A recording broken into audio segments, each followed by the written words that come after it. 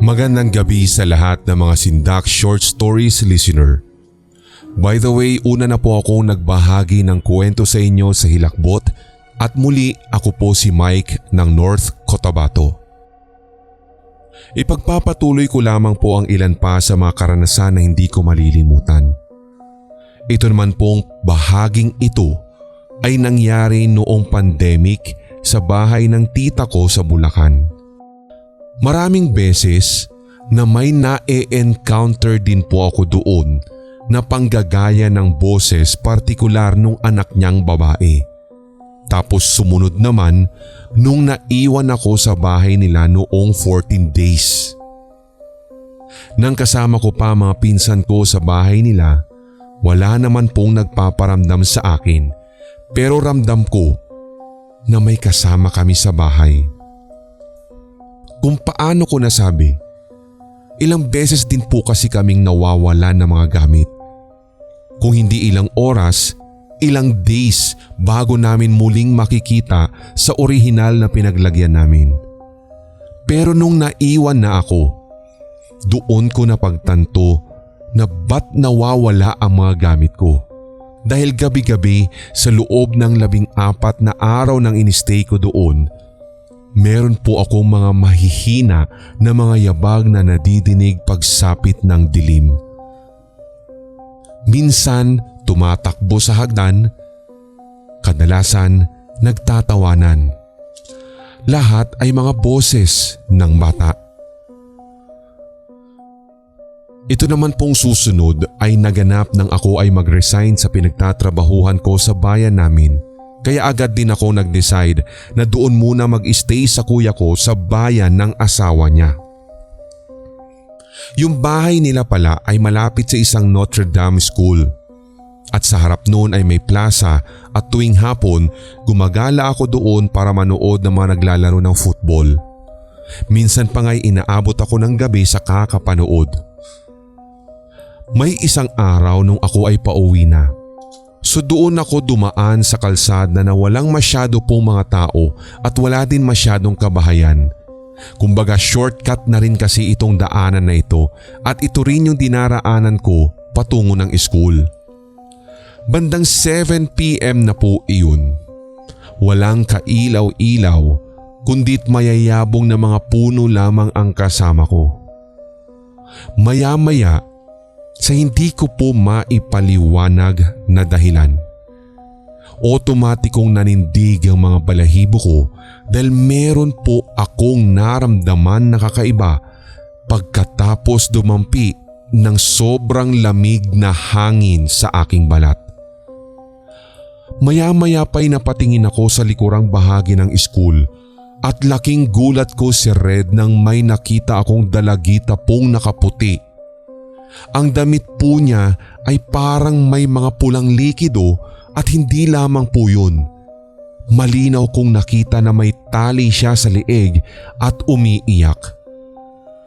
Nanigas ako sa aking kinatatayuan habang nakatitig sa dalagita. Mabuti na lamang ay napabalik ako sa aking ulirat at doon na ako nagmadali na maglakad pa uwi. Hindi po talaga ako nakatulog nung gabing iyon sa kaiisip sa nakita ko. Hanggang sa lumipas ang ilang araw, binisita ako ng kaibigan ko dahil nag-aaya ito na maglaro ng Call of Duty Mobile. So nagkwentuhan kami habang naglalaro nang biglang iniba niya yung topic.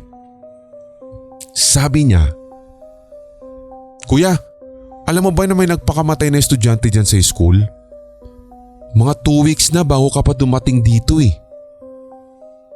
At tuloy-tuloy pa niyang sinabing, working student daw yung dalaga ng mga madre.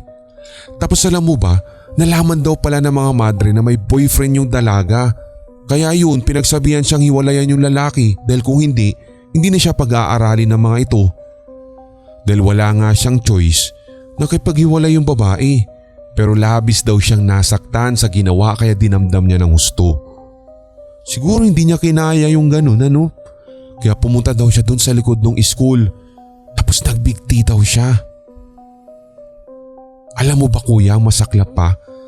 Nung nalaman ng ex-boyfriend niya yung nangyari, nagpatiwakal din daw pala yung lalaki.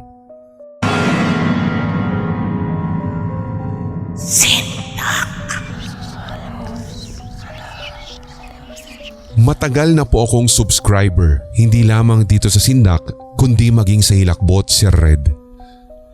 2020, panahon ng pandemic, kayo po ang nagsalba sa aming kaburingan sa loob ng bahay, lalong-lalo na sa pagka-homesick. Itago niyo na lamang po ako sa pangalang Baby.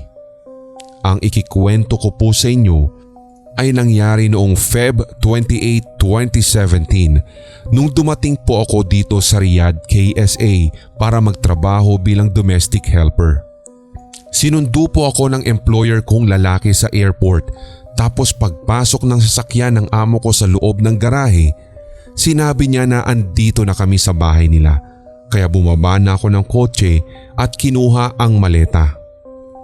Nakita ko yung amo ko na dire-diretso pa nga binuksan ang pintuan, pero nagtaka ako kasi meron pong babae sa labas ng pinto na dinaanan lamang niya.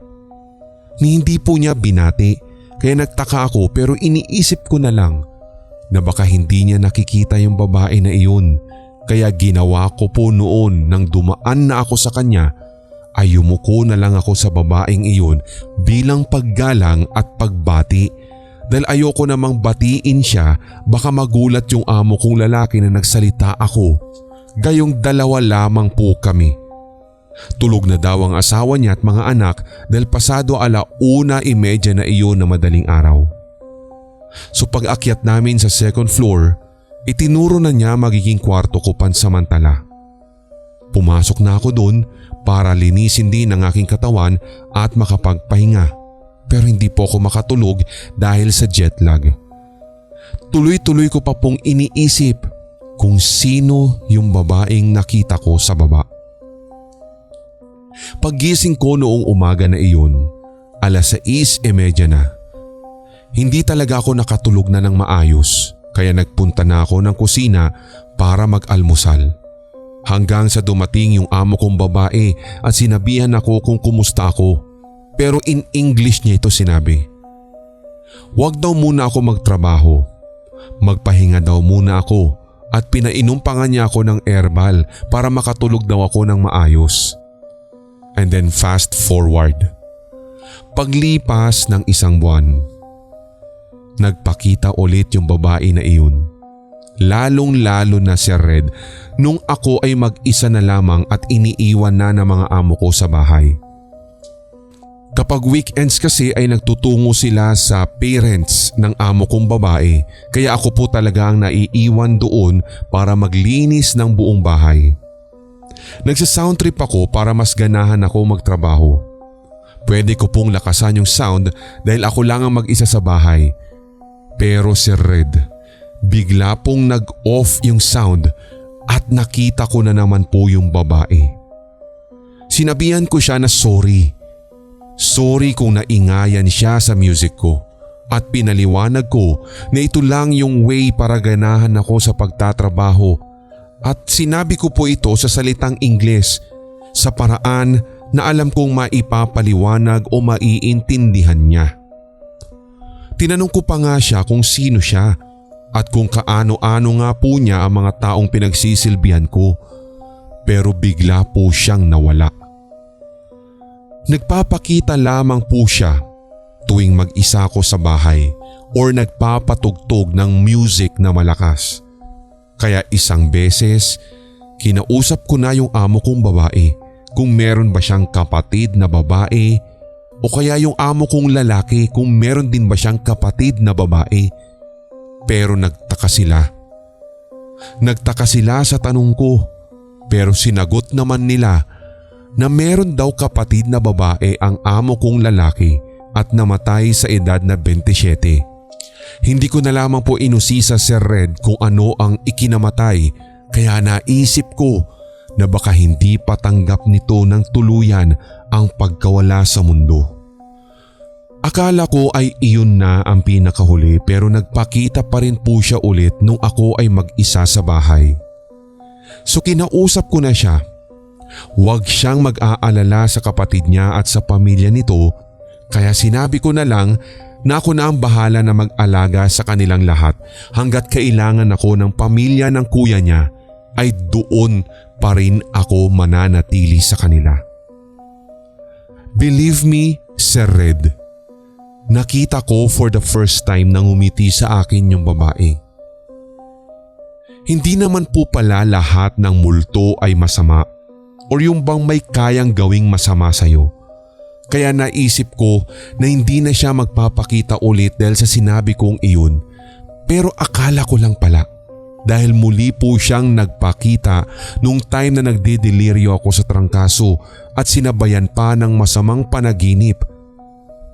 Nangyari po ito matapos ang Ramadan dahil siguro sa pagod sa trabaho at puyat ko rin nung time na iyon, mga bandang 3:00 na madaling araw nang siya ay makita ko. Nagpasalamat ako sa kanya dahil ginising niya ako sa masamang panaginip. Inaapoy pa rin ako ng lagnat nung time na iyon at siya rin na naging dahilan kung bakit tuluyan akong bumangon para uminom ng paracetamol. Tapos sinabi ko na gusto ko na muling matulog at pwede na niya akong iwan muli. Pero hindi po siya nagsasalita. Gamit ang kanyang mga kamay, nauunawaan ko ang nais niyang sabihin. Matulog na daw ako at siya daw ay magbabantay. Hanggang sa nakatulog nga ako ng maayos. Tapos noon, nagising ako na tinatawag ako ng amo kong babae kasi pasado 8:00 na pala iyon ng umaga at hindi pa ako nakakababa para gumawa ng breakfast nila. Kaya doon niya nalaman na may sakit ako at dinala ako sa ospital para ipa-check up. Nalaman na anemic at over-fatigue ako, sabi ng doktor, kaya kailangan ko ng 3 araw na pahinga.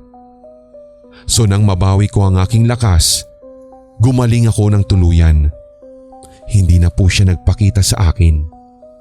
Hindi ko akalain na meron din palang mga multo sa Middle East, Sir Red, pero hindi ko sinabi sa mga amo ko dahil alam ko na hindi naman sila maniniwala sa ganun. Siguro nga'y tahimik na ang kanyang kaluluwa. Maaaring natanggap na niya na tapos na nga ang misyon niya sa mundo at panatag na siya na nasa maayos ng kalagayan ng kuya at pamilya nito. Kaya hindi na rin siya nagpakita magpasa hanggang ngayon. Salamat po, Sir Red. Hindi man nakakatakot pero at least naibahagi ko sa inyo ang creepy at nakakakilabot na karanasan ko dito sa ibang bansa.